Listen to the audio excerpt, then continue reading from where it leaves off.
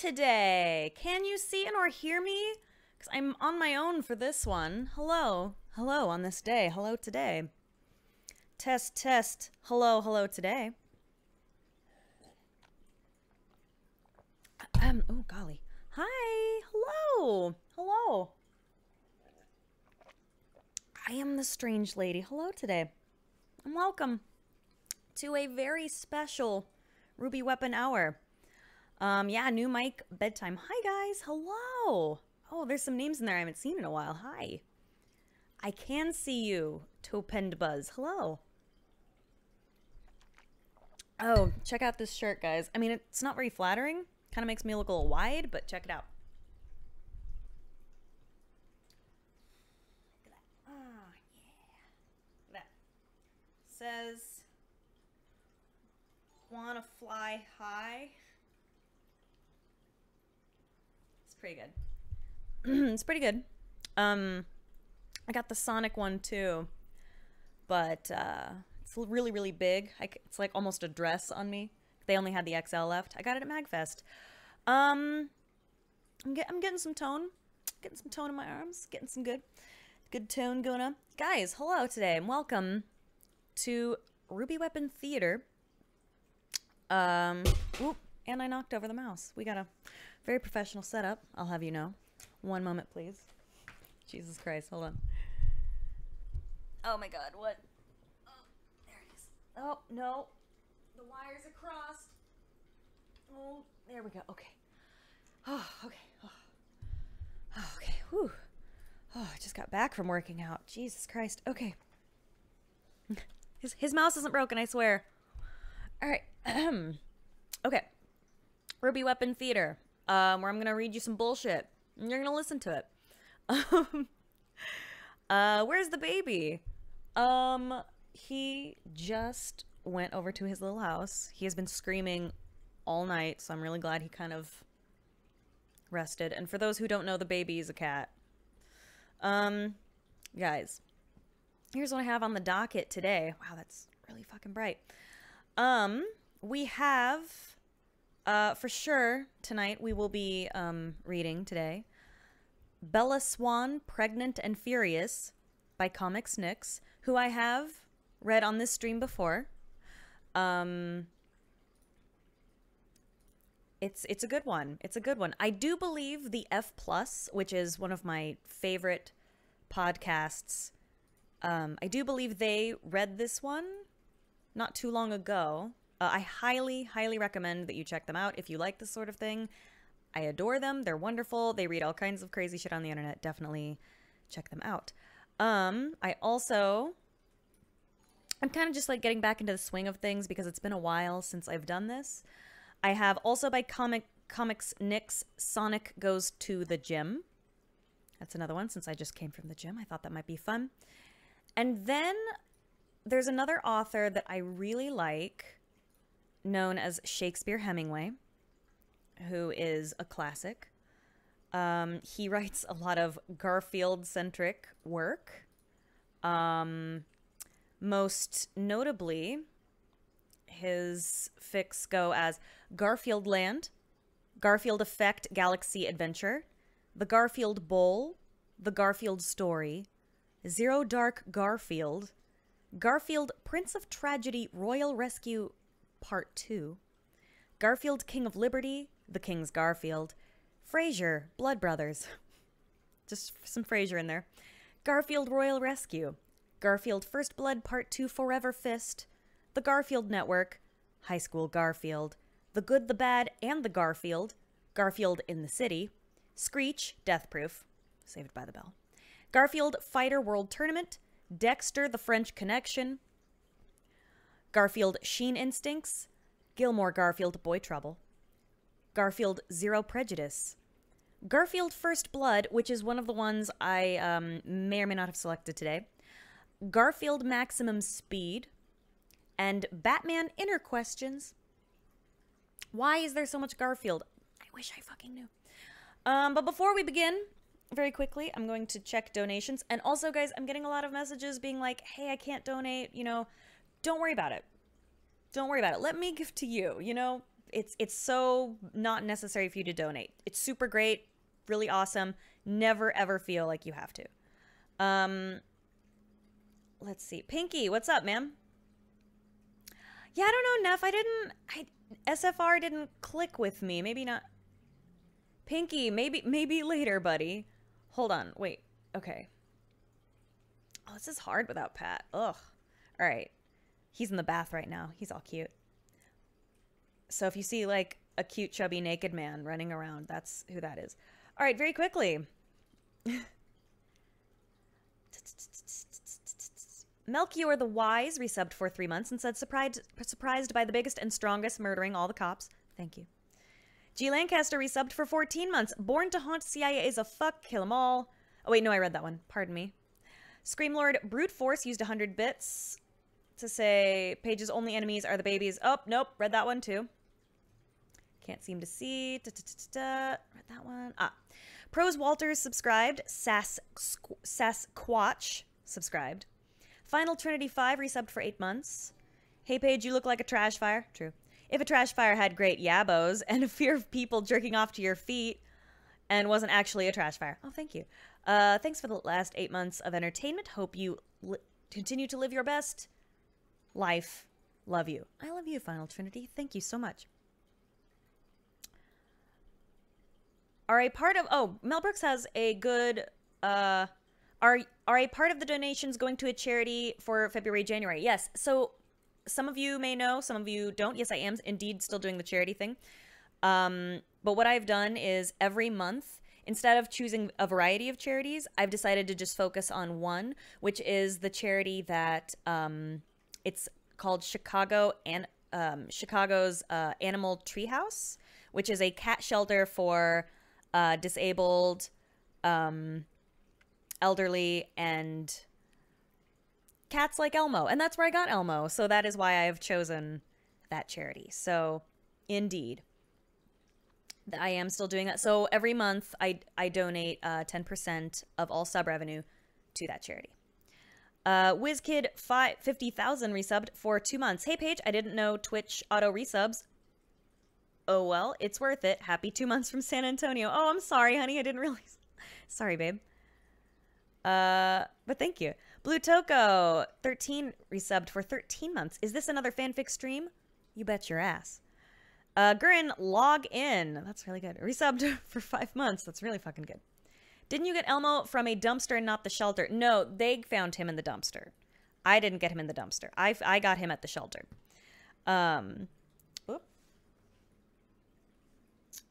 Rond Wing resubbed for 13 months. Freelance 7 subscribed. Scales Tipper. Oh lord, where'd it go? Oh, there it is. Scales Tipper resubbed for 14 months. Yeah, fanfiction stream. Hell yeah.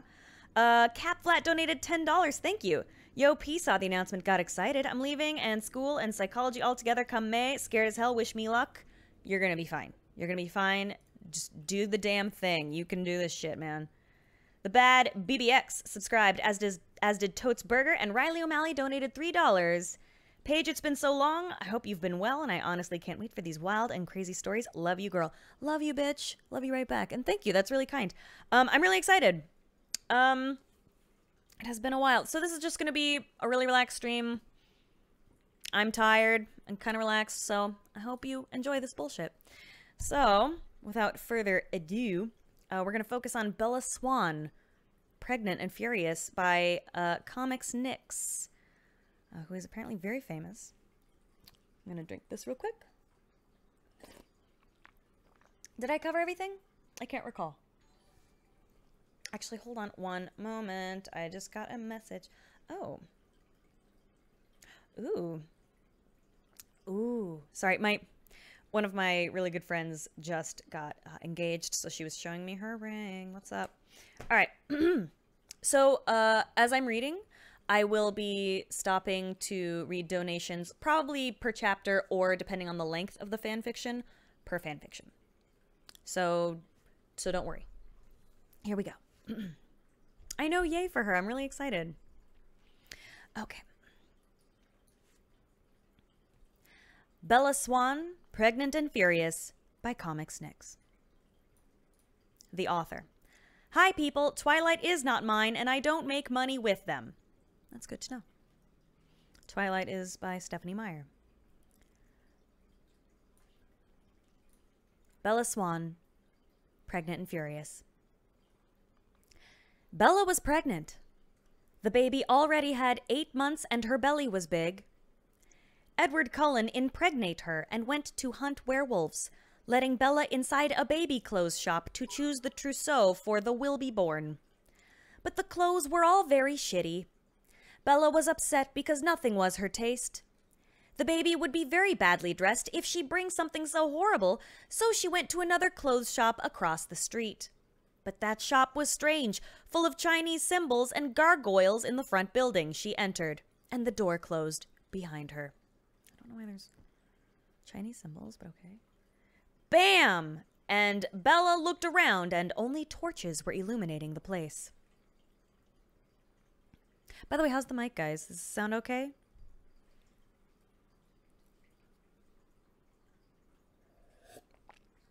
Just wanted to double check. My contacts are going fucking nuts. Okay, great. Fabulous.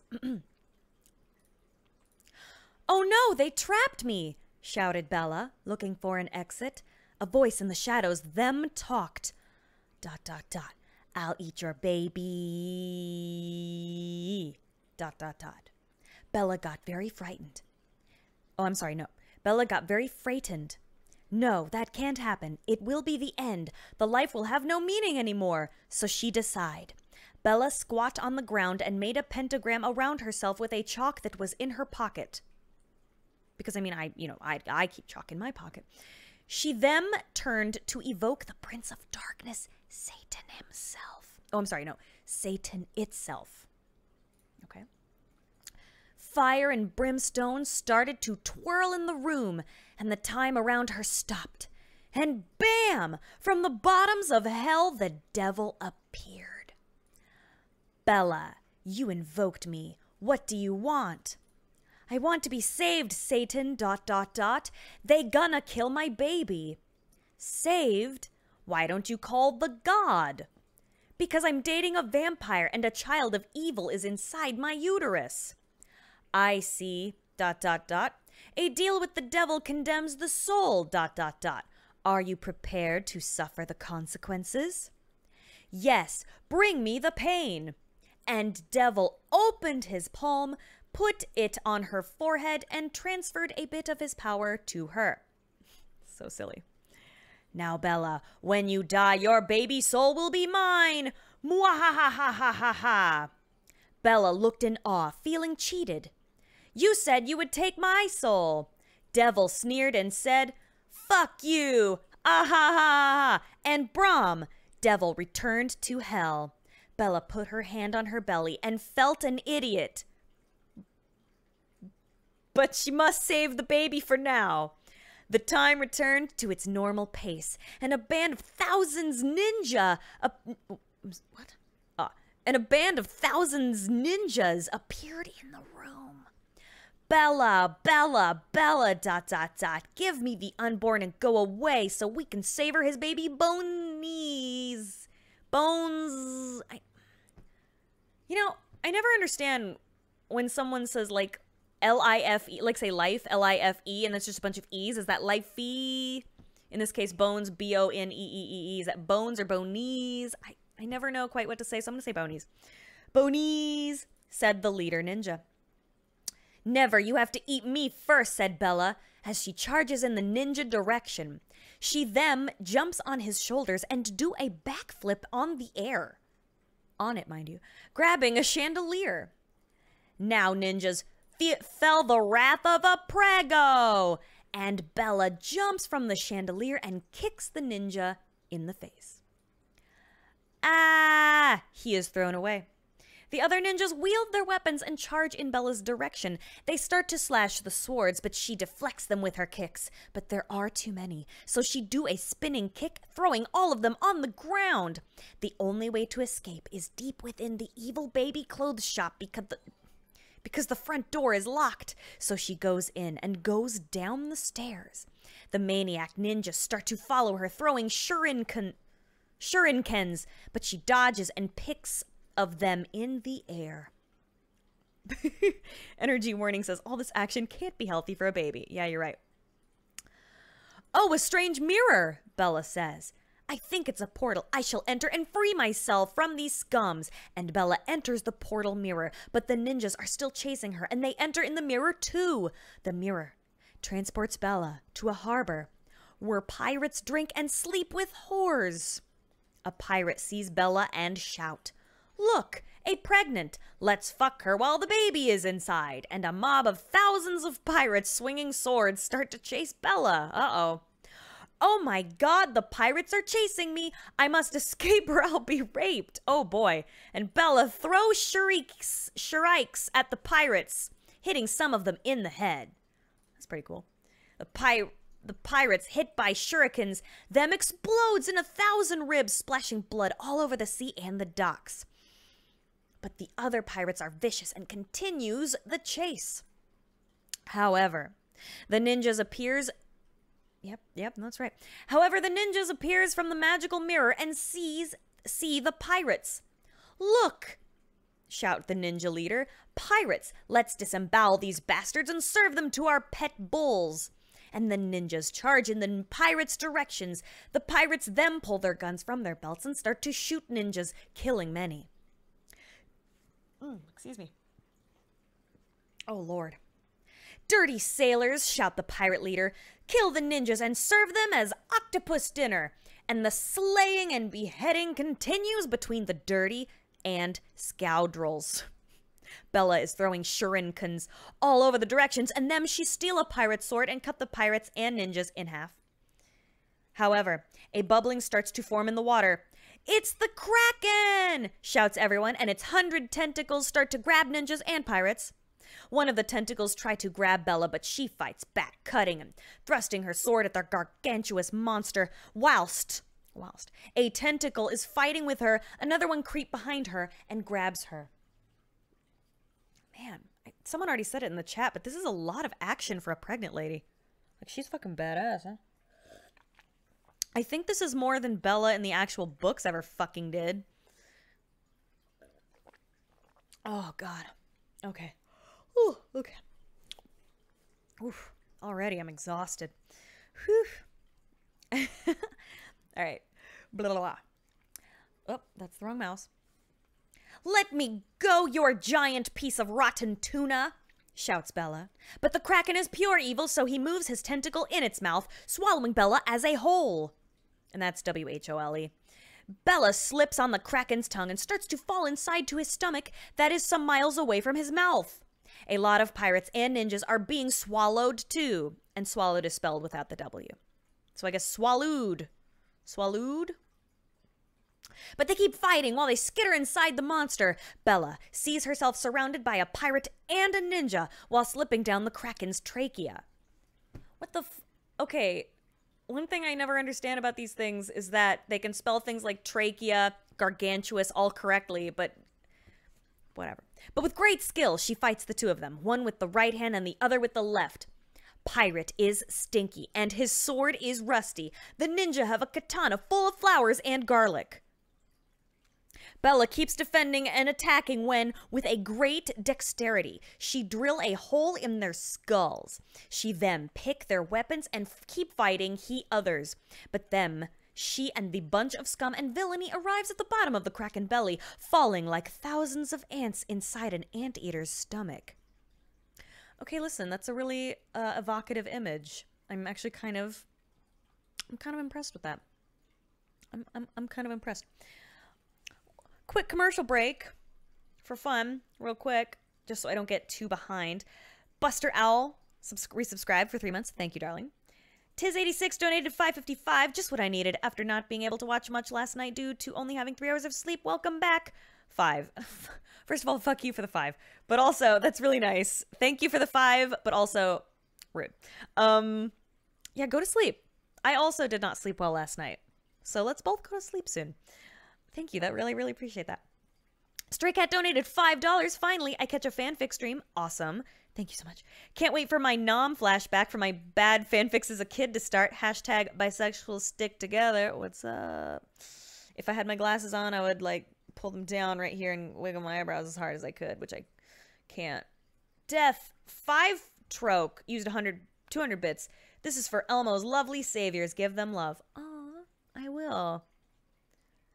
Let's see. Commander Claw donated $3. Fun fact, I'm related to Stephanie Meyer. What?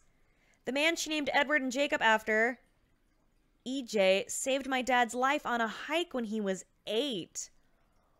What? That's fucking crazy. Hope you're getting some of that Twilight money. Damn, that's nuts. Buster Owl donated $9.11. Thank you. Oof. Fucking PSA. Learn CPR. Had a woman collapse at work Monday. Not breathing. I was the only one in the shop who knew CPR. Very close call.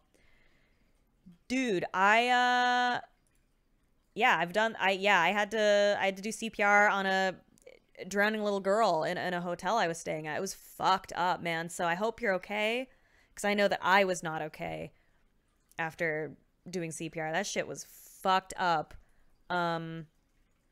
So I'm glad you said very close call, so it seems like they made it. So good job. Awesome. You're a hero. Yay. Thank you, hero.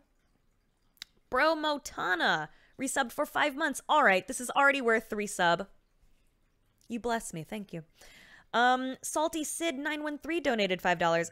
Oh my goodness, thank you for this. I've been trying to drink water, but your beautiful reading is making me too happy to drink. First of all, drink water because I am constantly dehydrated. So make sure you drink your water. Let's drink together. Ready? Drink. I hate the taste of water, but we do our best, don't we? All right. We are caught up. I apologize for that commercial break. And now back to the show. All right. So last we were hanging out with fucking Bella. So at the bottom of the Kraken belly, falling like thousands of ants inside an anteater's stomach. Kraken corrodent juices starts to flow in to digest the people, but there's a giant vessel, a vessel from India Nation inside Kraken belly. So Bella and pirates and ninjas go inside to not be corroded by acid. As the belly fills with juice, the giant ship starts to float and the fight continues. But with all that noise, a bunch of... What? Okay. But with all that noise, a bunch of Hindu zombies residing inside the ship awakes. They invoke the power of Shiva and start to throw flame balls at the... what the fuck? Sorry, my contacts are going nuts. Start to throw flame balls at the ninjas and pirates and Bella. Ninjas get toasted and pirates get burned. But Bella deflects the flame bolts with her ninja katana and pirate rusty teutonic sword. She slash and cuts and dismember a lot of zombies, killing ninjas and pirates too. But the fire thrown by zombies inside Kraken's belly irritates him, and he starts to feel bad. As the fight ensues, the Kraken can't stand any more irritation in his stomach because he have ulcers, and he sneezes the ship full of people and undead out of his body with a giant splash of Qatar, which is spelled C-A-T-T-A-R-H. The ship flies over the skies because it has a giant angel wings, obviously, because it was a present from God to Leonardo da Vinci. Isn't it from the nation of India? Whatever. However, the Indian Hindu zombies stole the ship, and it never reached its destiny. But it's from... Wait. But it's from... What? I'm not going to make... Nope. No, I'm not going to even... This is why I stopped doing these, because I'm trying so hard to make sense. This is not why I stopped doing these. But, I was Jace, I have to worry about it. This is so irritating. My, like, OCD's going, but the pieces and the... Oh, hold on, what's this? Oh, sorry, got a notification. Like, my mind just, like, starts... You know what? I think the next time we do this, I'm going to put up, like, a big fanfiction map behind me, and I'm just going to take all these, like, red strings and, like, go, okay, well, he said it's from the India nation, and then there's, like, Hindu zombies, and they're from India, but then also it's to Leonardo da Vinci, but also from God. All right. All right, where were we? Oh yeah, Qatar. Oh yeah, no, angel wings. So oof. the ship has wings because it was a present from Cod da Vinci. The zombies stole it. But with so much jinx, the zombies and ship got swallowed by Kraken. Now they are free, but God is not happy. He sees from the heavens the flying ship with zombies and pirates and Bella. I almost forgot this was a Twilight fanfiction. So he decides to recover his big treasure, sending thousands and thousands of angels. Oh boy. I'm already getting hoarse. The angels them start to go down, diving with their wings and attacking with swords and arrows and bows. All the people fighting in the vessel. Ninjas shoot shurikens in angels. Pirates shoot them with guns. Zombies eat their brains, and Bella cut their wings off with her 2 swords. When did she get 2 swords? She them pick 1 pair of wings of an angel and puts on her back. So she starts to fly and fight with the angels in the air. So she takes a pair. Okay, but even if you just took a pair, you can just like slap that shit on. I don't remember that in the Bible. The angels are furious and shout, "You earthly garbage!" And then like a bunch of exclamation points. "Die by our fucking holy swords!" And they cut a lot of people, but get killed very fast because they don't have armor. The ship is entering the stratosphere. The air gets rarefied. The sky turns black, and the stars can be seen as the ship starts to get engulfed in flames, but it has divine power, so no one gets burned. The giant flaming ball the ship got transformed in called the attention of a bunch of insectoid aliens in a spaceship flying above Earth. The insectoid alien commander says, "Look! A flying covered in fire forged by God ship. This shall be mine." Oh yes, a vintage. So the aliens enter the Earth atmosphere and start to shoot the ship. The ship gets hit by the laser, and a bunch of pirates and ninjas and zombies and angels and Bella take control of the ship's cannons and start to shoot miracle-covered cannonballs on the insectoid alien spaceship. The spaceship counterattacks, shooting photon lasers, but the ship counterattacks, shooting pirates and ninjas and zombies and angels and Bella at it. Bella whack on the spaceship hull and a few of her ribs get broken, but nevertheless, she tries to rip the hull open to enter the spaceship and kill aliens. But a lot of cannonballs and people and undead are getting fired from the ship on the spaceship, so she must dodge and slash them at the same time. Oh, hold on. Oh, so fucking exhausting. Holy shit. All right, we can do it. We're strong. We're strong. Okay. Insectoid aliens get out of the airship and engage in hand-to-hand combat with their razor blade arms. Sick. But with all the shooting, the spaceship and the ship collides and they start to fall into Earth atmosphere. With the tremendous speed they enter, they reach the speed of light and a wormhole opens, transporting them in the past. The ships gets out of the portal and fall in the middle of Berlin, where thousands and thousands of Nazi shoulders are reunited. Oh, Lord. Hitler sees the ship. Did it go back in time? Whatever. Hitler sees the ship and orders the Nazis to take the 2 ship over to kill Russia. The whole continent. Nazi fire at the angels who slashes zombies, who eat pirates, who destroy ninjas, who behead aliens, who cut Nazis, who shoots at Bella.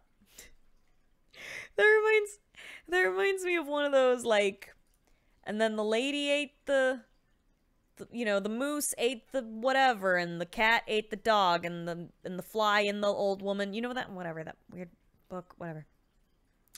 Bella managed to charge in the Nazis' direction, cutting a lot in half and spilling blood all over Germany. Hitler shouts and shouts more, so the soldiers do what he wants. Bella then finds Hitler. Hitler picks his giant Gatling 50-foot-tall mecha and enter inside it, and starts to shoot sword bullets at Bella. She jumps, dodging, and throws shurikens at Hitler, but his mecha has a good shield, so nothing happens. Hitler then picks a bunch of angels and throw at Bella. She cuts them in half and charges at Hitler's mecha direction. Hitler picks ninjas and pirates and throw them again, but Bella cuts them too. She then jumps 50 feet in the air and starts to throw all the swords, arrows, bows, and zombie body parts she found on the ground at Hitler.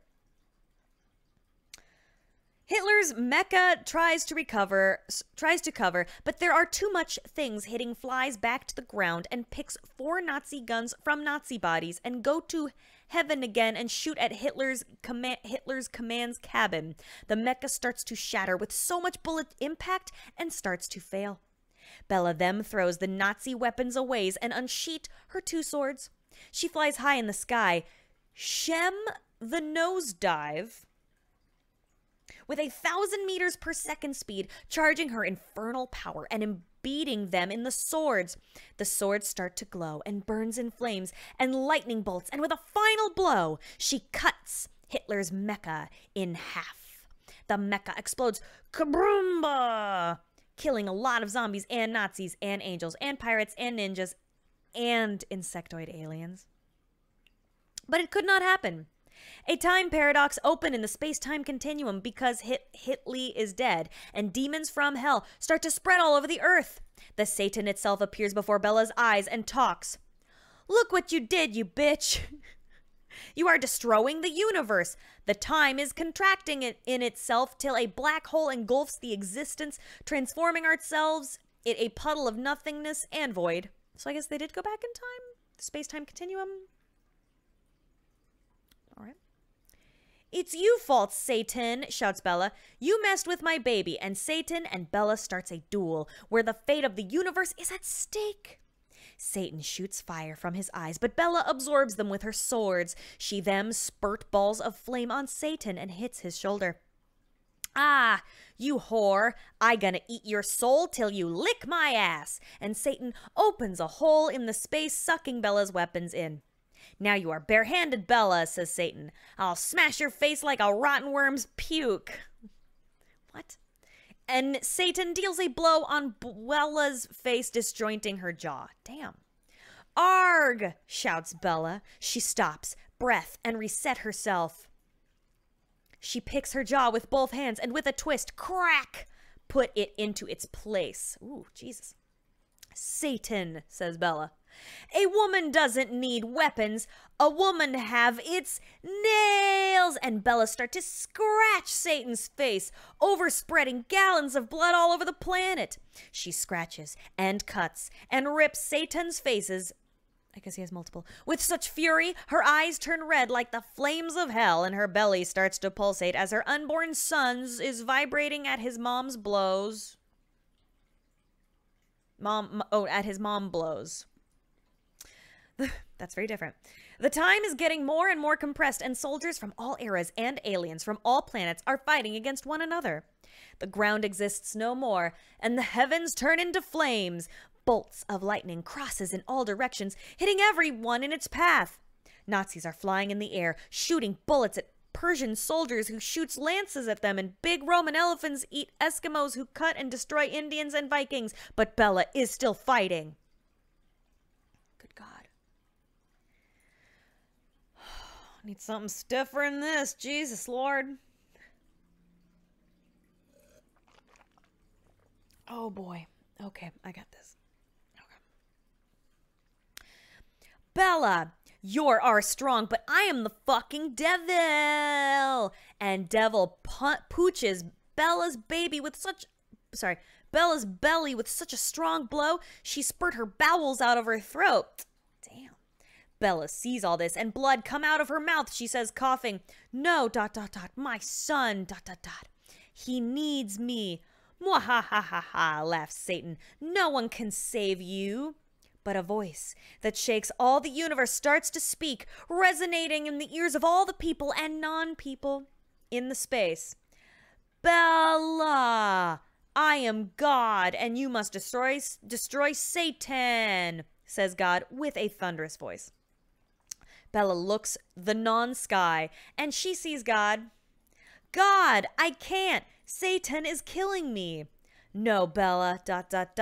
Satan can't kill you because I am on your side. This is a good Christian stream, I'll have you know.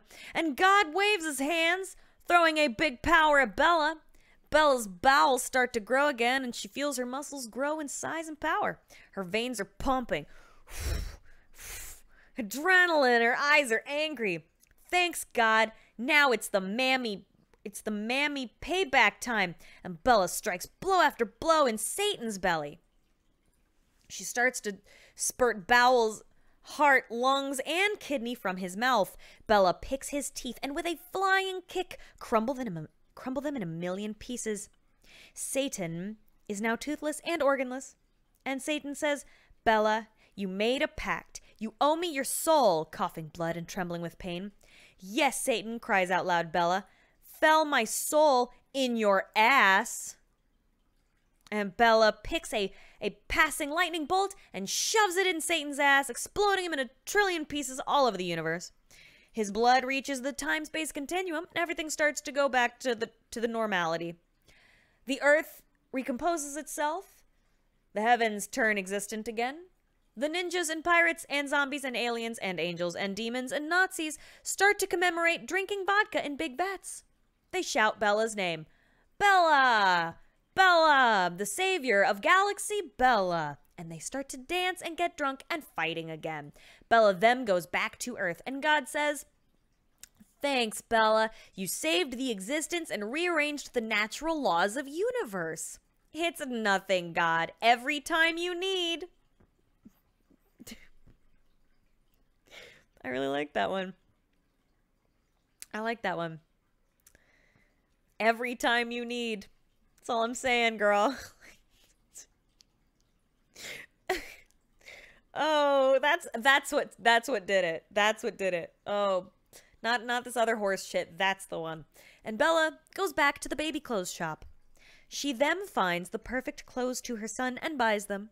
When C gets out of the shop, Edwards arrives with werewolves' severed heads in his hands. Hey, Bella, I'm late.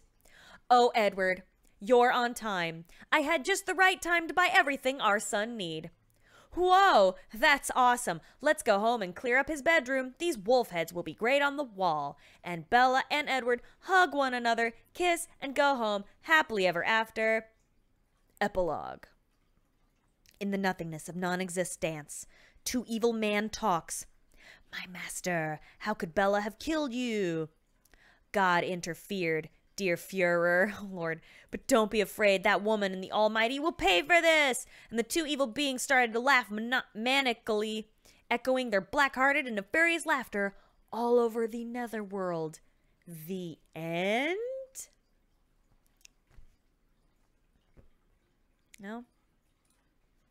All right, there you go. That's that. The end. I don't know. Maybe it's the end. Maybe it isn't, bitch. We don't know. Oh, God. Oh, Bella Swan, pregnant and furious. That was a really good one, huh, Master Hobbs? That was really good. Oh. Wow. That was really good. I really liked that one. Man, I love Comicsnix. You're very welcome, Joker. That was a pleasure. Also a pain, but also a pleasure. Very quickly, while we are having a good emotional resting period, Taba donated $5. Thank you kindly, and said, "Can you be my mommy?" Look inside your heart. I've been your mommy all along. And thank you. Great Balwog donated $2.50 and said, "Don't need to reply, but I sent..." Oh. Oh. Oh, I will. Yes, I will check that after this. Thank you. Alfredo Cavatelli donated $3.33 and said, "Been here since the Periscope days. Where to weird Sonic shit at, you know, for old time's sake." That, you okay in there? Pat, you made a weird noise. Oh, sorry. You okay? All right. It's funny you say that. Because I have Sonic Goes to the Gym we could take a peek at. Now, granted, I have not... What the hell is happening here? Stop that. No, stop. There we go. Now, I have not... I didn't read that last one either, so I haven't read this one either. Hopefully there's nothing too horrible. I forgot to tell those of you who haven't seen me do this before. When I read these, I read everything, including strange punctuation, lack thereof, or any spelling errors. However, also because I am on Twitch, I do have to follow Twitch guidelines. If there is something that I'm worried might hurt my relationship with Twitch, I'm not going to read it. I know that's so lame. But if you would like to see exactly what I'm reading for your own sick, twisted pleasure, you may join me. You may join me. Just Google. You can just Google it. Sonic Goes to the Gym, Comicsnix. So, oh no, I will, Master Hobbs, I read all kinds of stories. It's just if, you know, Twitch guidelines, that sort of thing, nothing too, you know, you guys know, all right, so let's find out what's going on here. If I feel like it's a little too, like, I don't know. Oh wait, Paige won't read the weird sex stuff. Are you kidding? I may, like, come on now. Of course I'm going to read the weird sex stuff. It's just like if there's like a, I don't know, like a slur or some bullshit. Whatever. I don't know. God knows these people are so fucking creative and magical with this horse shit. It just depends on stuff like that. But of course I'll read the weird sex shit. We've done so much weird sex stuff on here. Not like that. Not like that. Just these fictional bullshit characters. All right. So without further ado, enough stalling. Ugh. All right. Yeah, wasn't there... Oh, shit. No, don't clip it. Fuck. All right. Chocolate Flob subscribed. Thank you. And Stray Cat donated $5. I didn't think it'd be that bad. God's the horror. I just tried to describe sex when I was in middle school and knew fuck all. I need bleach. Right? Oh, it's exhausting. Well, I think there is some weird sex stuff in here. So, I don't know. We'll find out. We'll find out. Anyway. Sonic Goes to the Gym by Comicsnix. But yeah, like I said, if I feel like, oh, I don't know, Twitch will like this, I will, if it gets that bad, I'll back out. But normally I can just power through. So here we go. Sonix, and that's S-O-N-I-X, was lately feeling very much sad. He had very thin, bony legs and a big belly, like a pork chop, a potato of lard covered in beet fur. His secret crush was Gandalf because Gandalf was gay, and Sonic, though that he could have a change to touch his wizard rod if he had 6 packs of pleasure for the wold wizarf to masturbate to. Okay. So Socks, which I assume is Sonic's, or Sonic, but it's just S-O-X, like White Sox. Okay. Decided to aptly membered ship to a fine place of muscle creation. It was a place where Bruce Lee was created and turned kung fu. Hello, Sadie Sonic, to the Pearson that was at the counter of the fine establishment. And that's all in one quote. I want to geet big muscles so I can impress Galf. Oh boy. Excuse me. The person on the counter was a Chinese man with a big penis. He was exhibiting his enormous member, so no one thought he had a small ock. Yes, Honorable Hedgehog, I will make your registration, and please do not touch my ock.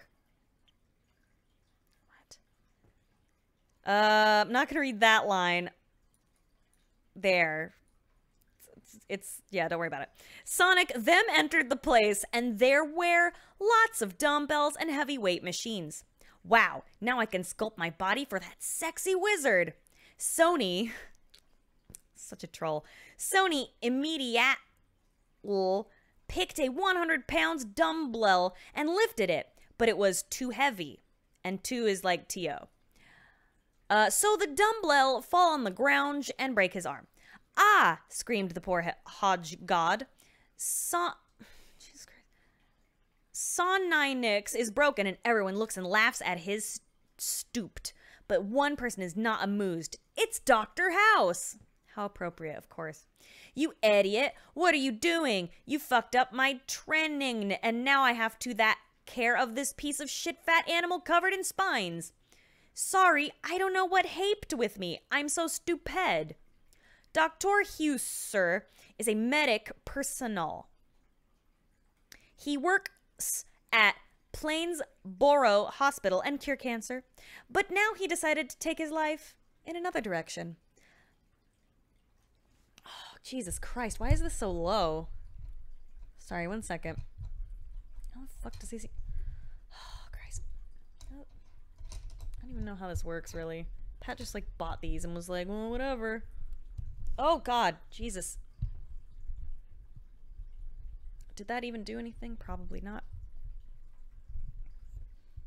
It did nothing. That did nothing. That's fine. That's fine. Okay. Where was I? Medic personnel, cure cancer, life.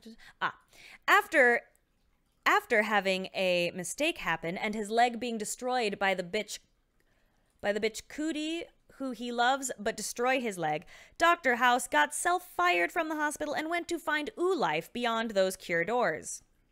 Those cure doors? What? Is that what you call the doors to a hospital, like cure doors? Dr. House then hired a mechanic, Dr. Tony Stark, to fix his leg. Tony made a bionic leg to put inside his body. Like, you know, just right in here. To do that, he used a saw and chopped House's leg off. But he chopped the wrong one, so he chopped the other one. And now Hosu has 2 legs made of aluminum. Come here, Hedgepog, says Hosus to Soniv, and the little ball of spines went in proximity of the Meckle doctor. It seems you arms is broke, but I can fist this. Doit horse them put aluminum legs over Soaky arms, and the legs had fist aids kit.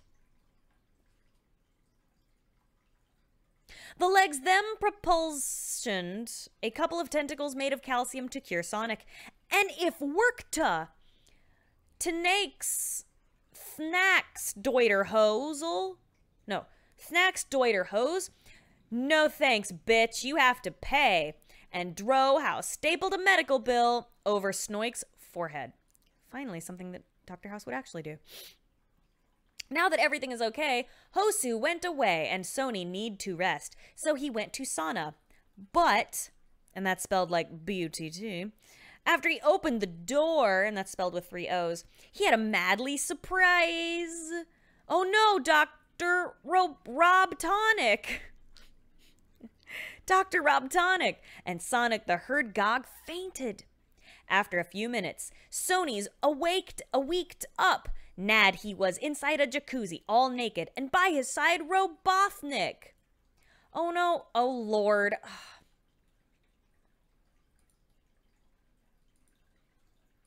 What? What in the hell? Oh, Lord. Okay, well. Oh no, please, daughter Robotnik. Don't rape me, screams Sonic, crying like a river of molasses and garlic. Hold on, let me just double check what's gonna happen here. 'Cause I don't wanna read things that are gonna get everybody in trouble.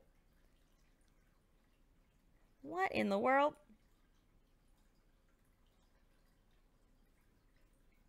Huh.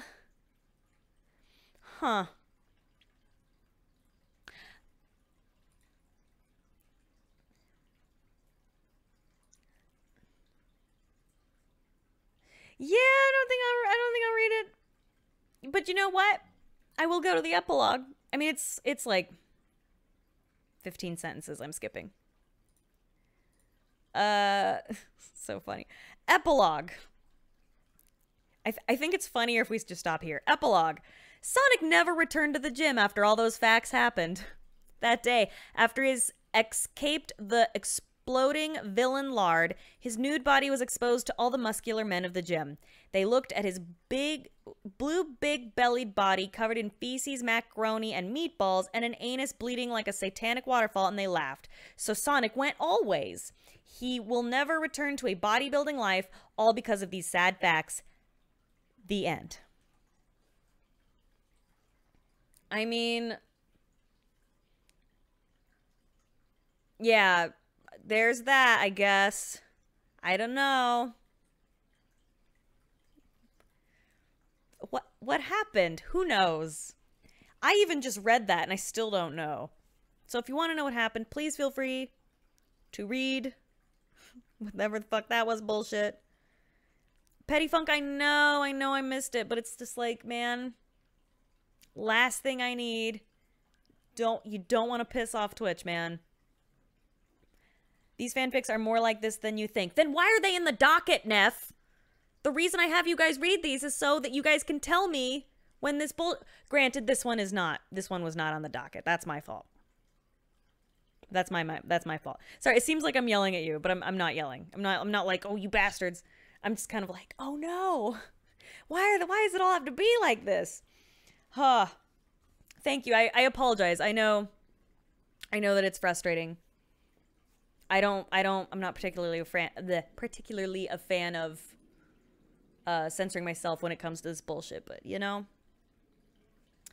yeah, it's kind of weird, huh? All right, so that's that one. Woo, woo. Follow my guidelines. All right, real quick. Pinky the Eerie donated $2.50. Y'all think you got it bad? My girlfriend showed Paige the shitty fan fiction I created in middle school in person, and now it's on the list. Yeah, which one was that again? Remind me. Oh shit, hold on. What the fuck is on my shirt? Dude! Fucking tails, that's what. Wanna fly high? Isn't it sick? It's perfect for this fucking stream. Alright, where?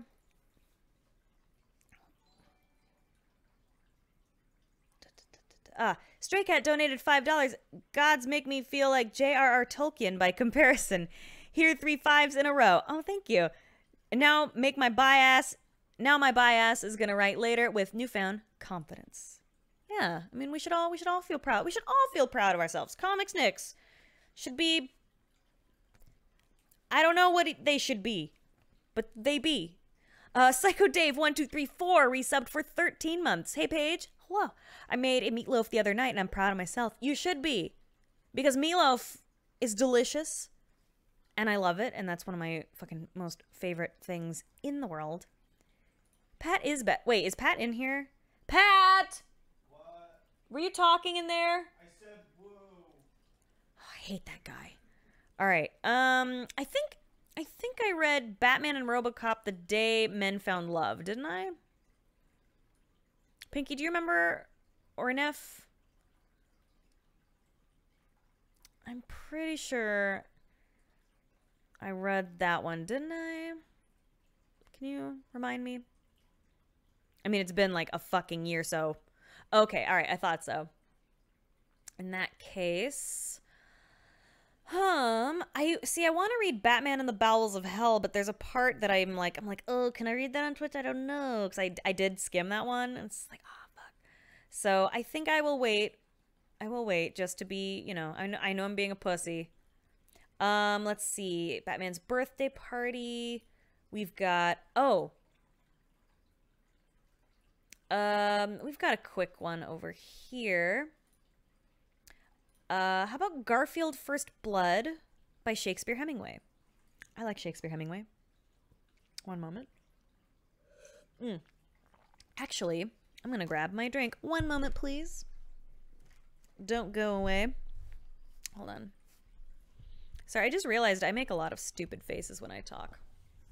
Sorry about it. Okay, how do I... Alright, oh god. Ow. I don't know if you guys can still hear me, but maybe, I don't know. Oh shit. Oh fuck.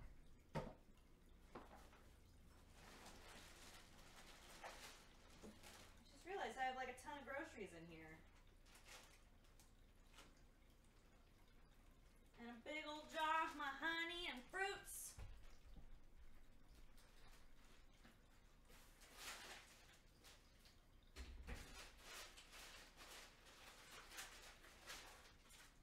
All right, now we're talking. Okay. All right.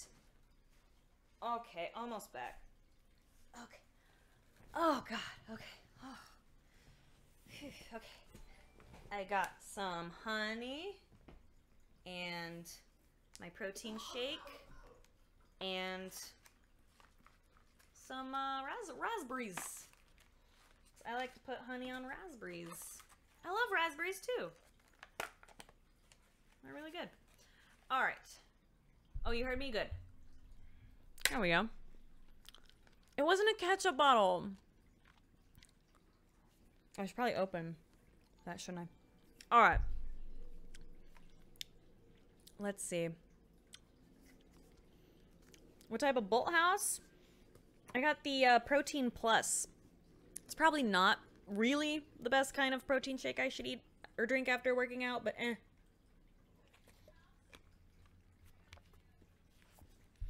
I can hear you listening to me. Oh, it's weird.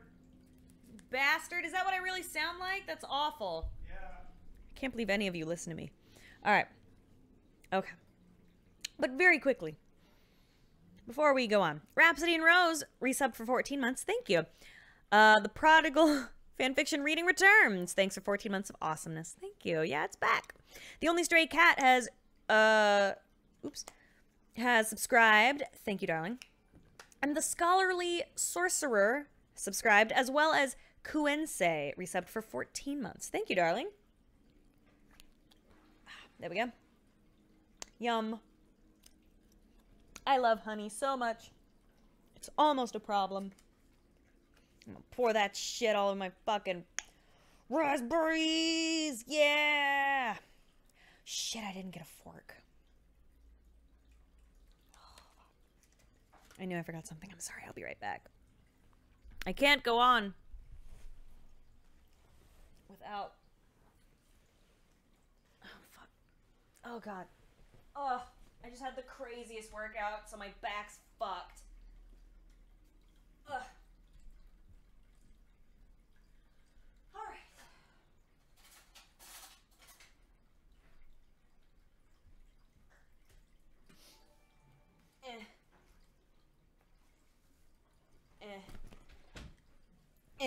Okay, there we go.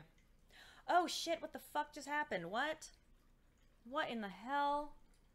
Oh, my goodness. Oh, okay. Oh, Lord. There we go. Okay.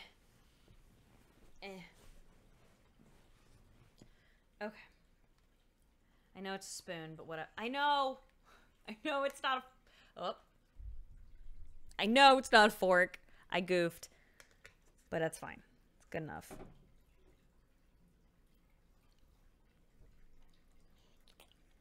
Okay.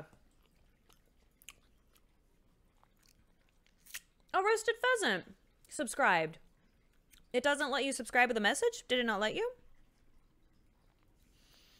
Well, no, I fucked up because I didn't wash the forks.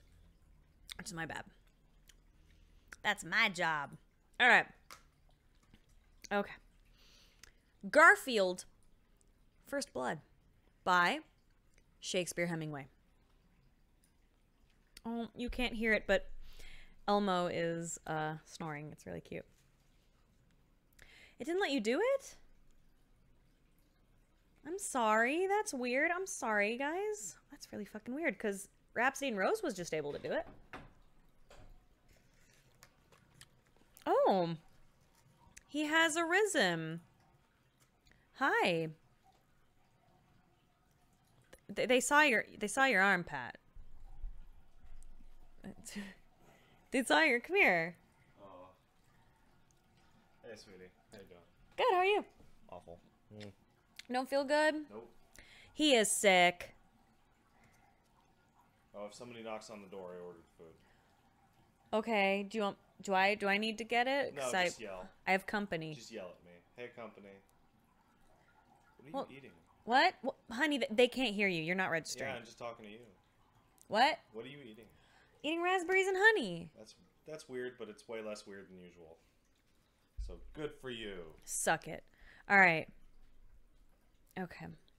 Where were we? Oh, they can hear him. Whatever. Anyway. Ahem. Garfield First Blood by Shakespeare Hemmingway. A tale of adventure, passion, and romances. It was a sunny day when Garfield was practicing Tai Chi on the rooftop to harness his inner strength when he heard panic. "Garfield, there is panic," said John Arbuckle. "Stop behaving like woman, John Arbuckle. What is the matter?" scolded Garfield as he put on his members-only jacket. Like all badasses do. "Natalie Portman has been kidnapped. You must come to the rescue," said John Arbuckle with bone-chilled eyes. Now, I'm not entirely sure, but I think Natalie Portman always gets kidnapped in these. I think this person may like Natalie Portman. "What?" said Garfield as he bolted down the stairs with speed of a buffalo horde. Garfield switched on the TV show, showing Natalie Portman taken captive by vampire gangsters. "Help, Garfield! I am being taken captive by vampire gangsters!" cried Natalie Portman hysterically. "Ha ha, Garfield! We demand the blood bank of USA give us 600 million gallons of blood, all in $100 bills. Or else we will be making evening breakfast out of Natalie Portman," said the head vampire gangster with menace. "The only deposit being made will be yours," said Garfield with triumph, while shooting the TV in anger with his Desert Eagle. "Garfield, what will you do?" asked John Arbuckle with audacity. "A man must do what he must do. Excuse me. I will rescue Natalie Portman with these hands," said Garfield, fist clenched with justice.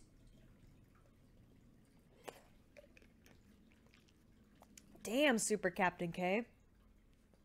That's spicy. Okay. Justice. Excuse me. Garfield strutted to his closet where he took his steak-firing machine gun. And steak is of the meat variety. He then hopped into his all-American four-wheeled pickup truck. "Garfield, let me come with you," said John Arbuckle with intent. "No, you must stay. If I do not return in 24 hours, call Tiger Woods." And then in parentheses it says timely joke. I'm not kidding, it actually does. "That was a timely joke, Garfield," said John Arbuckle, getting his joke. Garfield then drove off into the thickness of summer night, determined to deliver justice through personal delivery. When driving, Garfield turned on the radio for inspirational music. "Here is inspirational music for Garfield so that he may save the day again," said the DJ. The DJ started playing heart-thumping, rocking music to pump Garfield up. "This is the beat to my groove," said Garfield as he let himself get pumped.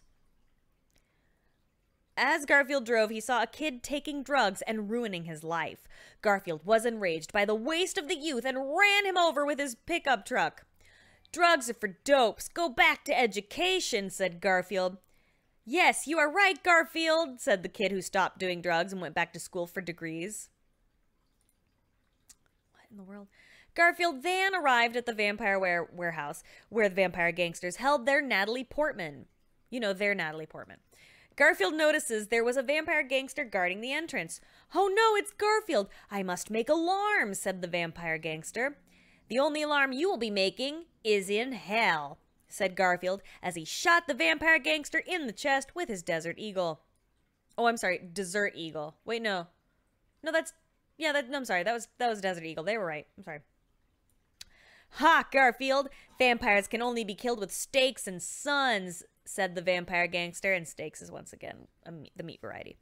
"Fool, my weapons are made of suns," said Garfield with astrophysics. "Oh no, I am dead," said the stupid vampire gangster as he burned away. Garfield lit a cigarette on the burning vampire and continued his mission. During exploration, Garfield encountered 2 other vampire gangsters guarding a room. "Here is a prime rib meal ready for serving," quipped Garfield as he shot the vampire gangsters to their deaths with the stake gun. Garfield then bursted into the room, seeing the Natalie Portman captured, with the menacing vampire gangster leader at her side. "Ha ha, Garfield, you have entered a trap. Look around, you are surrounded," said the vampire gangster leader. Garfield looked around him, seeing vampire gangsters all around, closing in, and when Garfield heard a familiar voice, "Ameko!" John Arbuckle crashed in from the ceiling with his 2 golden revolvers, daftly firing all around at the vampire gangsters. "Thank you for my backup, John Arbuckle. I was in a pit of danger," said Garfield with sternness. "No problem. You've gotten me out of more jam than I can remember," said John Arbuckle. "The jig is up, vampire gangster. Time to face the face of justice," said Garfield, with justice coming out of his eyes and ears. "Oh no, Garfield, I have a terrible secret to unveil," said the vampire gangster as he ripped off his face to reveal that he was really Odie. "Odie, how could you?" said John Arbuckle. Did I read this? I feel like I've read this one before. I think I may have read this one before. Did I read this one? Whatever. "After all the adventure and bonding we shared, you've fallen into criminality," said Garfield with disappointment. "Yes, Garfield, I am tired of you having all the glory and women. No more this time the glory and women will be my own," said Odie with bitter triumph. "Odie, I thought you were a man, but you are just a mutt," said Garfield with sadness in his heart. I've read all of these? Pinky, have I really? Well, that was like 2 years ago, though, right? Fuck. I can't remember. That's so wild. That's embarrassing. Hold on.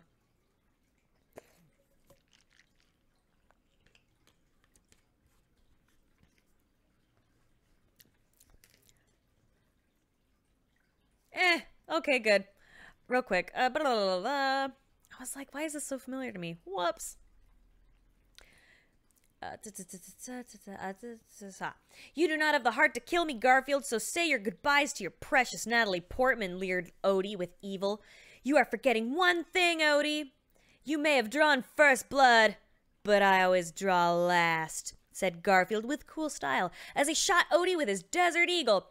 "No," said Odie, as he staggered and fell out of the window into acid, where I guess just acid was, I don't know.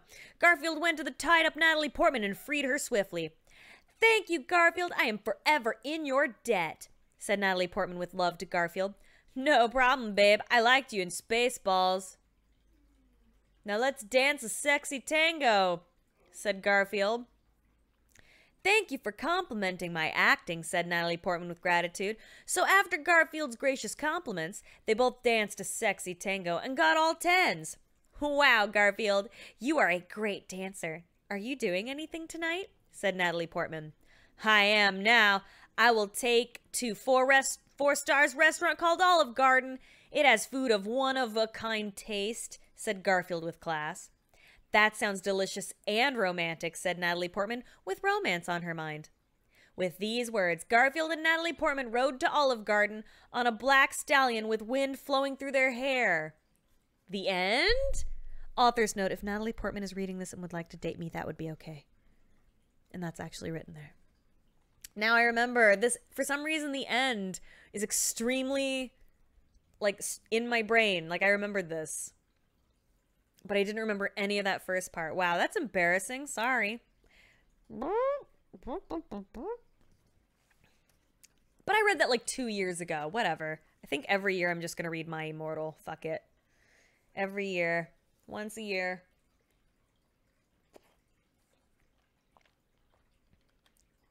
"Oh, they all end like this," said Pinky. Ah. Well, as long as it's new to you guys, that's what matters. Oh, guys, I've done My Immortal. I've done My Immortal like what, 2-3 times? And Sonic High School, which I think I also did. I think that one I did do 3 times. Very quickly. Zero Arturia resubbed for 4 months and said, "Story time with Big and Strong Page Sama. very tough. Thank you very kindly. And Goose Capin has subscribed. Thank you very, very kindly. All 30 chapters? I think I did, didn't I? Was that? Yeah. God, I think it was it more than 30? I can't remember. Can't recall.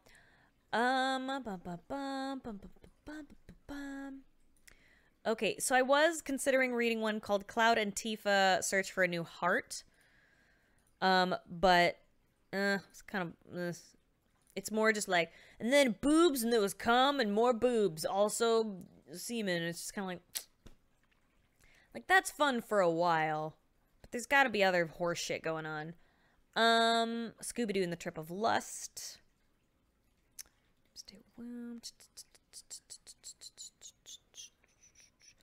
Super long Super Smash Brothers fanfiction. I think I read some of it, didn't I? Pinky, can you recall? Or Neff, do you know? I may or may not have. Did I read the Super Smash one? I feel like I did. I mean, at this point, I guess it doesn't matter. Let's see. Peter Parker's Last Temptation. Wait, what did I couldn't read what you said, Pink. Hold on. Fuck. I haven't? Really? Okay, can you send me that real quick? I've done I don't know, Neff. I didn't like SFR. I glanced at it and it just didn't thrill me. Yeah, it had the lesbian undertones, right, Mel Brooks? Yeah, no, that's the one, isn't it? I'm telling you guys, I have read that one, haven't I? I think I have. The Pain of Jean Grey and Logan. I have Garfield in the City, which is a Sex and the City one. I'm pretty sure I did not read this one. Oh, wow. Oh, dude, I would love to read the Sonichu comic. I've considered it. Excuse me. Do I send these to YouTube? Yeah, I think I will. Excuse me. Oh, Momo Baggins, 83 subscribed. Thank you very kindly, darling. And Shui Chill also subscribed. Thank you. All right, yeah, fuck it. We'll read a real quick one. Have I read the Game Grumps-based fanfiction, The Beej? No. But I did read a Game Grumps fanfiction where they ended up fucking, I think, at one point. But that was like 2 years ago on my Periscope. How was meeting Chris Chan in person? Oh, I talked about this last night. It was really nice. She was pretty chill, really nice. Weird. Real weird. But not like, you know, not that bad.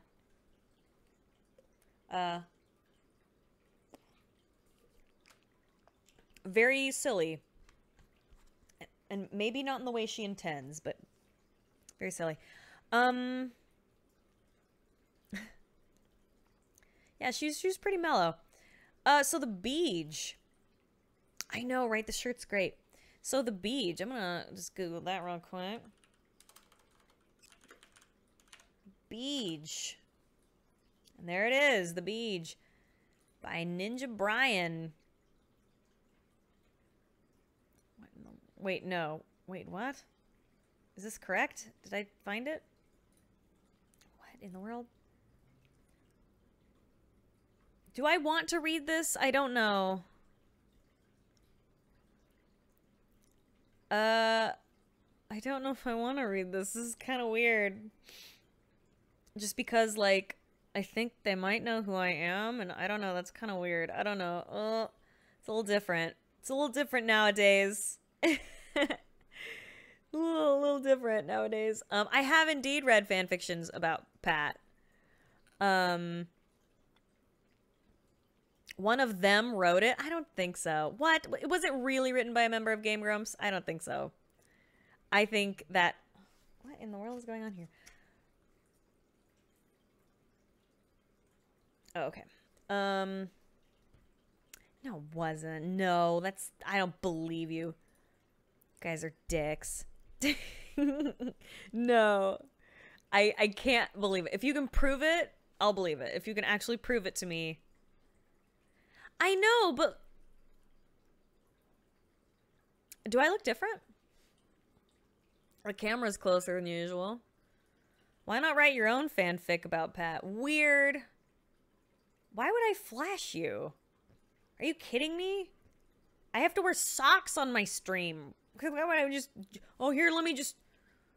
There it is. Just show you my tits. Why... What in the world? God, y'all are silly. Y'all are fucking silly as hell. Oh, Lord. It was Brian, dude. My chin looks broader? What are you talking about? They call me the Crimson Chin. I've always had a really broad chin. I don't think it could get broader, babe. So it's weird to read fanfics about Pat, but not write one. Yeah. Duh. Of course. Yeah, I'm getting those chin workouts. Ugh. Ugh, are you jealous of the sick man chin? Ugh, I could chew rocks. I could chew through a fucking chair. Because I'm so swole. Ugh. Alright, hold on. We're gonna do a fanfiction. There it is. Okay. Alright, here we go. Garfield in the City by Shakespeare Hemmingway. And then I'll read one more after that. What? I don't believe you. Wait, no, okay, I'm gonna... Oh, no, I guess it's true. Beej is a piece of erotic ninja sex party fanfiction written by Ninja Brian for the purposes of annoying Danny Sexbang. Okay, fine, you got me. Brian frequently threatens to perform fellatio on Danny. The fanfiction was first mentioned in an episode of Steam Train and presumably uploaded to their website for those... I don't know. Maybe. I'll think about it. But before, until then, are women supposed to have flabby chins? I don't know, man. Maybe. I don't know. They can have any kind of chin they want. Garfield in the City by Shakespeare Hemmingway. It was a rainy weekday when Carrie was going shopping for shoes and clothes at a women's store when she ran into her friend Samantha. Samantha, I wish I would meet a man. I am lonely and useless alone. Woo, said Carrie with sad voice. Okay, sorry. It is okay. I am sure you will one day meet handsome man to sweep you off your feet for romance, said Samantha with consolation. I hope so, or I will cry and cry until tomorrow is gone and yesterday is here, said Samantha with sadness. Samantha saw a flock of men and knew it was time for hunt. I must go hunt men for sex, said Samantha with sass and liberation. You are spunky, free spirit, said Carrie with admiration. You are spunky and free too. Believe in your strength. Oh, sorry. Chat was going really fast there. Said Samantha as she went off to find men. Carrie continued her shopping and bought many shoes and clothes, including one with poodles on it. Clothes are the best, Carrie said, giving the cashier a thumbs up and a high five. I mean, I know when I go shopping, these are all things I do. As Carrie I'm not even kidding.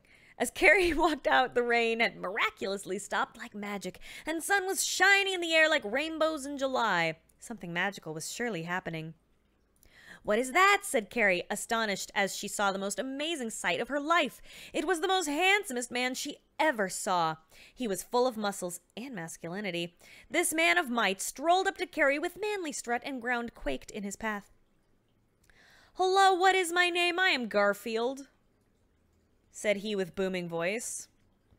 I am Samantha. You are manliest man I have ever seen, said Samantha with blushing. I know, said Garfield. Let us go to dinner for eating now. Okay, said Samantha. Samantha and Garfield went to a very expensive restaurant with world-class food. What do you do, Garfield? Asked Samantha. I am hotshot executive male model, responded to Garfield with truth. While Garfield and Samantha were chatting it up, a waiter approached them. What will you be having today? Said the waiter with courteous. I will have lasagna, special extra large, said Garfield with command. I am sorry, we are all around of lasagna, said the waiter with foolish stupidity. Then go out and get some, said Garfield as he grabbed the waiter's collar and slammed him into the ground. Wow. That's really fucking rude. Yes, sir, said the waiter, running away like little baby girl.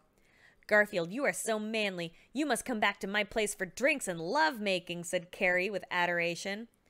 What? Carrie, how desperate do you have to be to fuck a man who was rude to waitstaff? You can just... Ugh. Yes, but first I eat my lasagna, said Garfield as he sat back with relaxation. The waiter soon returned with lasagna, and Garfield ate all the lasagna with fury of a raging comet. After Garfield ate all that there was, the waiter returned to get the payment. That will be $40, said the waiter. I have so much money and can pay with ease, but I will not because you were late, said Garfield, as he pushed down the waiter and poured his drink on him. Jesus fucking... What? Garfield and Carrie then waltzed out and saw Charlotte with her baby. Wow, you must be Garfield, the manliest man, said Charlotte. Yes, that baby is ugly, said Garfield, pointing at the baby. Yes, I would like to make more attractive baby with you, Garfield, said Charlotte with beaming eyes. Maybe some other time. Now I'm going to make babies with Carrie, said Garfield with slyly. Okay, but call me sometime and I will give you body pleasure like no other, said Charlotte, licking her lips. Her friend is right there.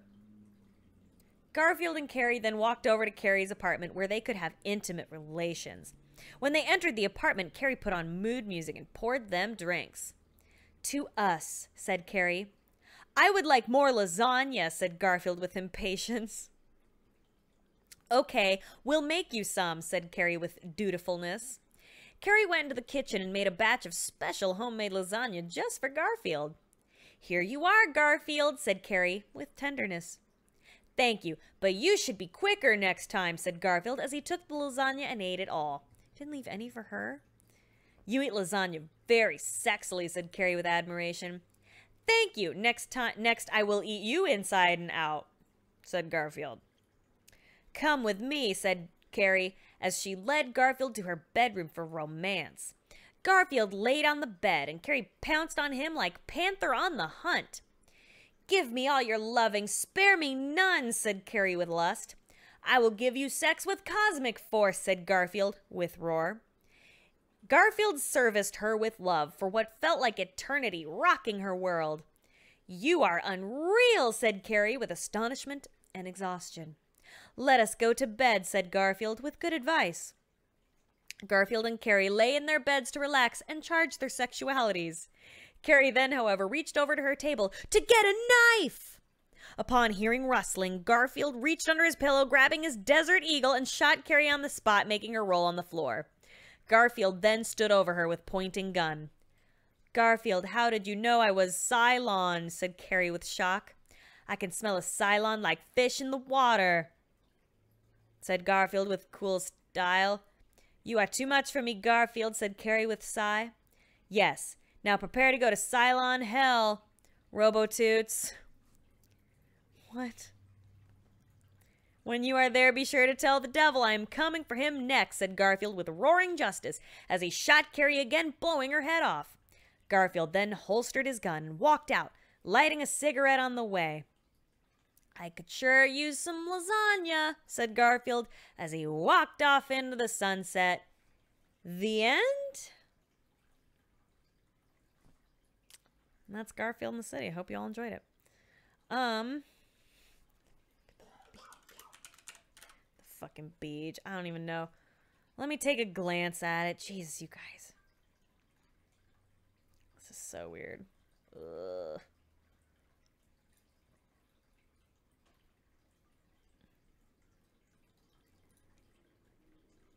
I don't know why this, out of everything I've ever read, this is what's making me uncomfortable. Why do I keep pushing this? I hate this thing. I know it makes me sound better, but I don't know. Oh, man. Stray Cat donated $5 and said, to continue the fives, oh, thank you. I should mention I was also the putz who found Sims for you. Found out later she was a hothead romantic mischievous shit. Wait, what? who found Sims for you. She was a hothead, romantic, mischievous shit. I don't know if I'm having like a stroke right now, but I can't understand what you're saying. Can you clarify? I'm so sorry. Oh, Lord. All right. They are your peers. Oh, I'm not, that's generous. That's generous of you. Level your arms. Oh, no, I'm not actually having a stroke. Just for some reason, I'm like, what's happening? All right, let's take a peek. I mean, he wrote it, I guess.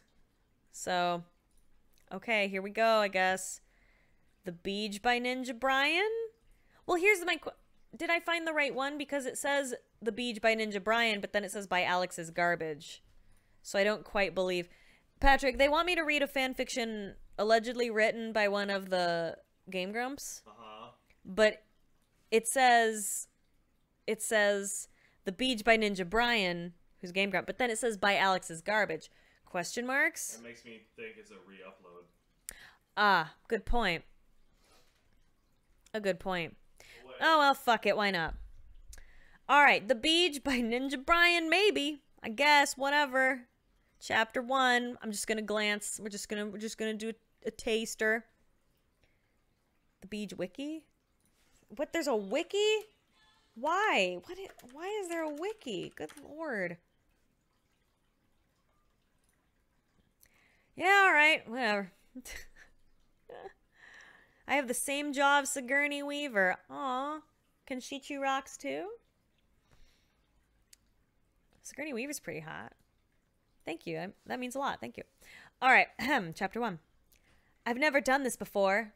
At least, not with another man, said Danny, as he entered Brian's luxurious penthouse apartment overlooking Central Park. The smell of pure, undulated testosterone was nearly overpowering. Why is this so uncomfortable?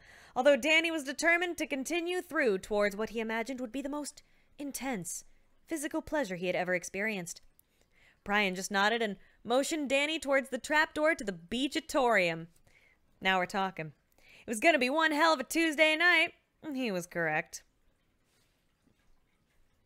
Yeah, I don't know, man. Why are you giving me that look? Listen, I'm here for the people. Wow, that one was like literally the tiniest paragraph, and now it's on chapter 2 already. Okay, well. Reminder that Brian is a scientist in real life. I believe it. Chapter 2. I love how this like relatively normal start is what's making me nervous. Okay, all right. Danny opened the trapdoor only to reveal a staircase covered in the finest velvet leading into the darkness below. The strains of Passage to Bangkok wafted through the air, played by the stereo system on Brian's private helicopter. What do you... Oh. Really? You're gonna sit there and No, I'm not. creep behind me? I'm just taking a second. I mean, you're welcome to if you want. No, I'm gonna eat in my room. Oh, okay. Do you want the thing? The little lap thing? Oh, no. Are you gonna eat on the floor? No, I'm gonna eat on a plate. On the floor? No, on a plate. On a plate on the floor? No, on my bed. What if you get a stain on it? You won't be able to sleep. Paige, that's not a problem for regular people.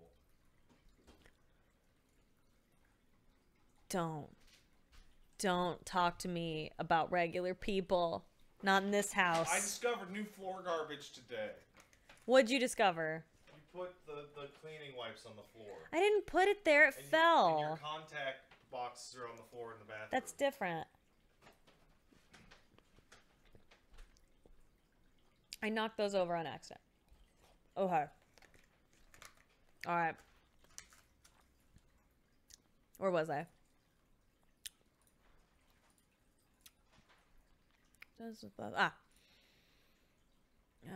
Wafted through the air, played by the stereo system on Brian's private helicopter, which was stationed just outside the window to the apartment, hovering, waiting. Danny began to head down the stairs, but quickly stopped when he realized that Brian was no longer behind him. Danny looked around the room and quickly found Brian relaxing on a fur chase lounge, except lounge is misspelled. It's spelled longue. Just below, the crystal chandelier, slowly applying layer upon layer of his vanity brand of lip balm, transient decadence. Now it was Danny's turn to beckon Brian, who put the cover on his lip balm and placed it prominently in his front right pocket, so that the outline of its hard, cylindrical, plastic case formed a delicate protuberance visible through the waist fringes of his professionally tailored leather pants. Wow. That is some good writing. Weird.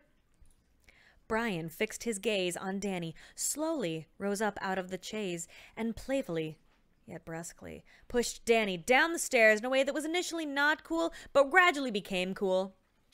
As Danny tumbled down the velvet, a sly smile crept across his face as he realized that Can you stop crinkling the paper? Can you stop that? I'm trying to read erotic fan fiction about people you know. God damn it. All right. Now he's doing it on purpose. Okay.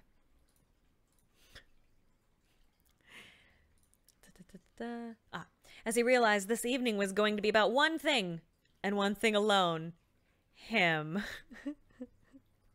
Okay, you guys got me. This is really funny. I was concerned. This is funny. Because, you never know. You never know how people are gonna... You never know how people are gonna be. You never know. Because I think...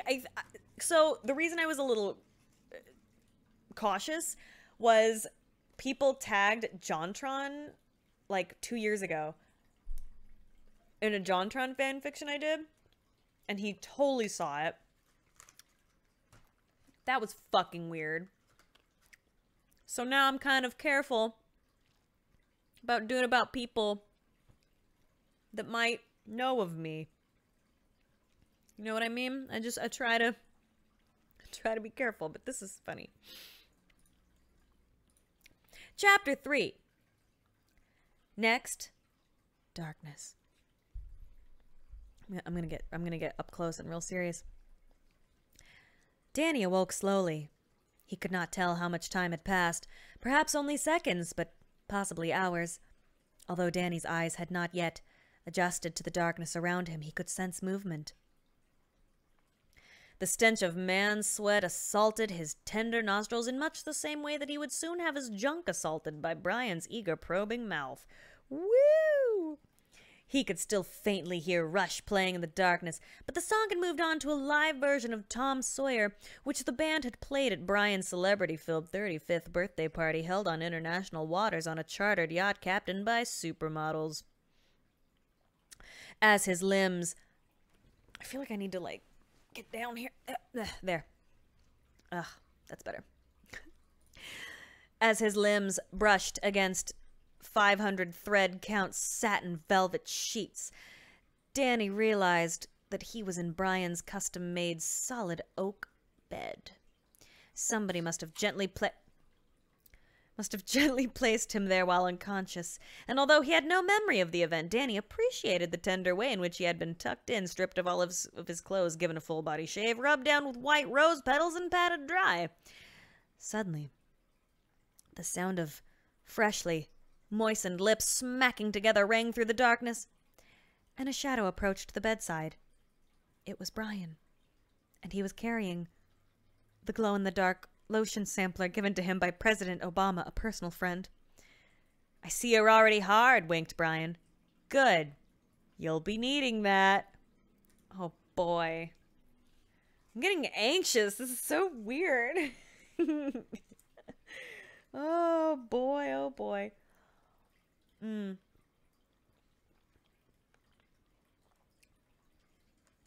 Yeah, this is awkward. I'm reading, like, I didn't even realize how creepy it is. Here I am, sitting here with an industrial-sized bottle of honey and a box of raspberries, reading some erotic fan fiction. It's fine. It's whatever. Just let's not think about it. Chapter 4. Slowly, yet violently. Okay. Okay. Let me this is so funny. Let me say that I have a real I love this. Yeah, this is I'm really digging it. So funny. Slowly yet violently, Brian placed his perfectly manicured right hand on the sheet covering Danny and ripped it off the bed, throwing it so that it landed in a perfectly folded pile next to the extensive collection of erotic Grecian sculpture Brian acquired in one of his many all-expenses-paid trips to Europe. Brian squirted an inappropriately large amount of lotion into his velvety, grabby palms. Danny softly moaned with anticipation, boredom, or one of his many other irrelevant and uninteresting emotions. This is shit. This is really funny, and I'm kind of mad that I haven't seen this before.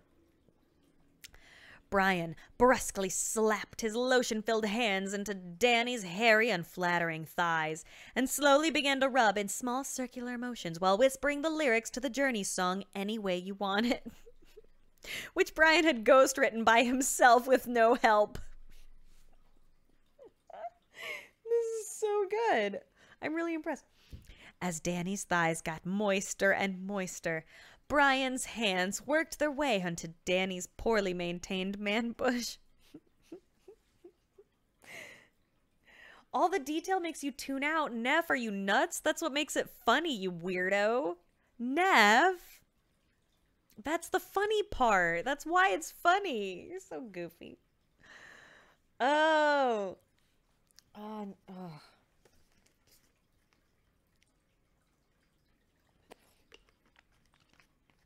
Oh my god, this is so funny. Okay.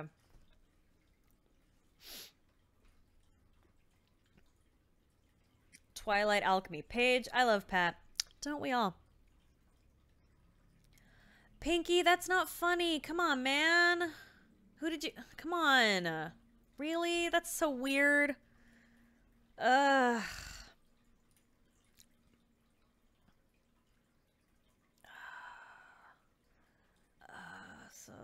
Okay, hold on. Moister and moister. Poorly maintained band bush. Here we are. And just as Brian was about to take a one-way trip to Sacktown, he paused. "It is time!" screamed Brian, slamming his open mouth onto Danny's erect and unimpressive penis. Danny passed out from pleasure/terror/nobody cares, and so it began. Chapter 5. 10.3 million years later, Danny awoke on the surface of Gropinius 4 in the #butt system. Robot Brian was asleep on top of him, his metal mouth surrounding Danny's still erect and still not very impressive dick. "What happened?" asked Danny, stupidly scratching his dumb face. "Where are we?" Robot Brian awoke with a start and began to speak in a metallic, commanding voice not unlike that of a young Benedict Cumberbatch if he had been a robot or whatever. "Danny, many eons have now passed since I began to beej you. As you may well imagine, the beej started out amazingly. Although you were asleep, your body was racked with pleasure as my human mouth began to expertly work its way around your pallid, distasteful groin. I did everything a man could do to another man, including stuff I had to look up online because I had never heard of it because it was too gross. And despite all my mouth efforts, you slept. Cities rose and fell, and still you slept. All of human consciousness was uploaded to a vast database, and our bodies began to be were replaced by superior synthetic ones, and still you slept. And even once I had robot hands and used them to rub you all over, especially in ways I know would not have been cool with you had you been awake, and still you slept. As Earth blew up for some reason, I carried you to the final escaping starship, my mouth all the while on your disgusting wiener, and took you here." So stupid. "To the most distant human colony. As I continued to work you over, still you slept. And gradually, after every other member of the human race had gone, the pace at which my mouth was bobbing up and down on your eager, boring shaft slowed, and then I slept." Robot Brian paused and stood. "And now," said Robot Brian, metal hands held aloft in triumph, "I shall finish you off." Danny gasped in pleasure or something as Robot Brian threw himself toward Danny's gross junk, using exactly the perfect amount of mouth friction. Robot Brian brought Danny to the brink of ecstasy and then stopped. And once again stood. Just kidding, bro, laughed Robot Brian. I'd never give you a real beach. That'd be gross. High five. As Robot Brian reached out his hand for an amazing high five, Danny died. And the human race died with him. Well, that wasn't very cool of him, thought Robot Brian to himself as he began masturbating into the sunset. That wasn't cool at all. Chapter 6. As Robot Brian fapped off into the sunset, he realized something.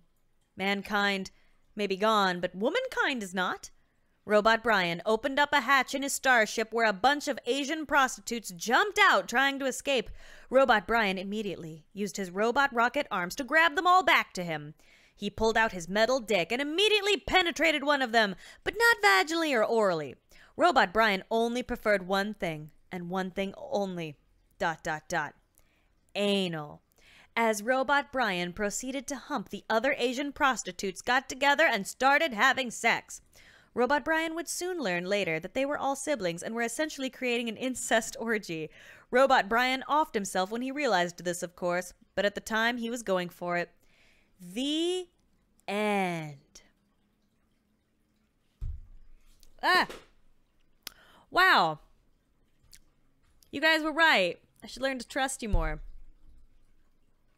That was really good. That was really, really, really well written. It was really funny. It reminds me, oddly, of the piece I wrote. Some of you may or may not know. I wrote a parody fan fiction for a podcast I'm on in order to roast the hosts. And that was really fun. And it reminded me exactly of that. That's exactly...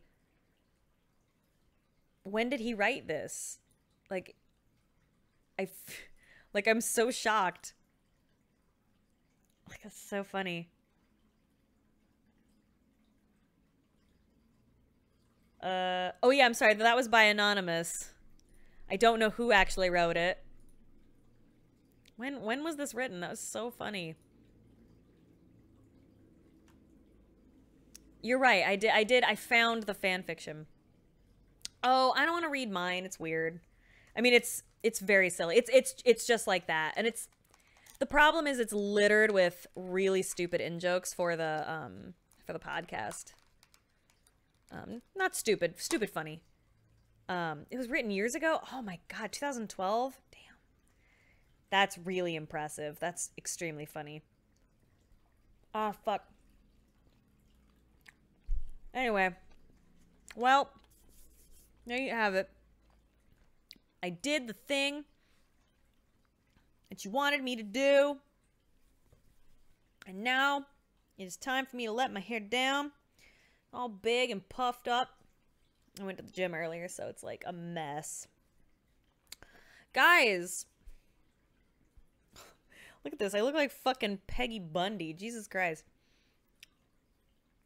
Guys, I hope you really enjoyed that. I know I really enjoyed that. I'm gonna do this again.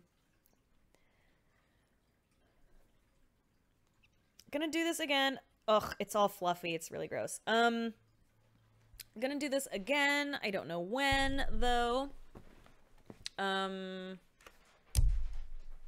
Yeah. Why are you crinkling? Stop it. It's doing this to spite me. Oh, I'm so glad. Happy birthday, Gene Slam. Oh, shit. Very quickly. Sorry, y'all. Before we go, Breakfast Mega Powers donated $5. Thank you. And said, thanks for doing this, Peach. Doing dishes at the end of my shift became 2,000% better with you reading these stupid fictions. My pleasure. Thank you, darling. And Tubby Honey Badger 422 subscribed. Thank you very kindly, darling. This is what I forgot. I knew I had forgotten something. Guys, a huge, big, fat thank you to my mods. You can see they have the little sword on the chat thing. Thank you guys so much for compiling fanfictions for me. I know it's been a year since I've done one of these. I'm gonna do them again because this was fun and I enjoyed it and it's easy and relaxed and whatever. So thank you guys so much. Very, very big thank you. Yeah, I'm trying to think anything else. Pat, are you gonna stream at sometime this week maybe? What? Are you gonna stream sometime this week? Maybe tomorrow if I feel better. Okay, in case you couldn't hear him, he said maybe tomorrow if he feels better. Don't know. Who knows? If he does, you can find out at twitter.com/angriestpat. Isn't that right? Hey, what's up?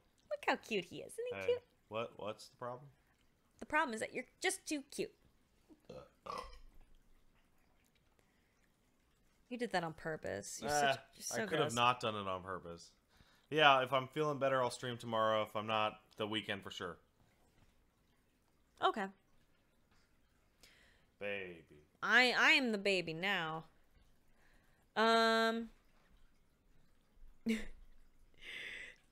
Trust me, Topin Buzz, I tried. Anyway, guys, listen. I'm so glad you enjoyed that. I know that I personally use these kinds of things to fall asleep to, so if that's kind of your thing, hope it helps. Or it kept you awake so you can finish a job or whatever. That's cool too. If you would like, please feel free to follow me, or like me. I don't know how it works on Twitch. Even after a year, I don't know. Please feel free to follow me if you like. There's gonna be more of this bullshit, more hanging out with Pat at some point. I don't know. If you would like to submit a fanfiction for us all to read together, please feel free. I think there's a bot that you can... Pinky, help me. Please, I'm stupid. Help me. There's like a bot or something, or like a link, or tweet it at me. Tweet it at me. I'm always looking for this bullshit. Also, I have a Twitter. Where there's that, I guess. Twitter.com/peachsaliva. I don't know. What? Travram? You have tons of rejects of F+ docs? Dude, send that to me. Also, speaking of which, if you want more shit like this, check out the F+, which is a podcast. It's great shit. You gotta check it out. It's really funny. Guys, I love you, and I'm proud of you, and I hope you had a really fun time, because I know I did. Patrick. Do you want to, like, say goodnight, or... do you have anything you want to say, or anything you want to plug, or... No, oh, he's doing the bat wing. Stop. Oh my God.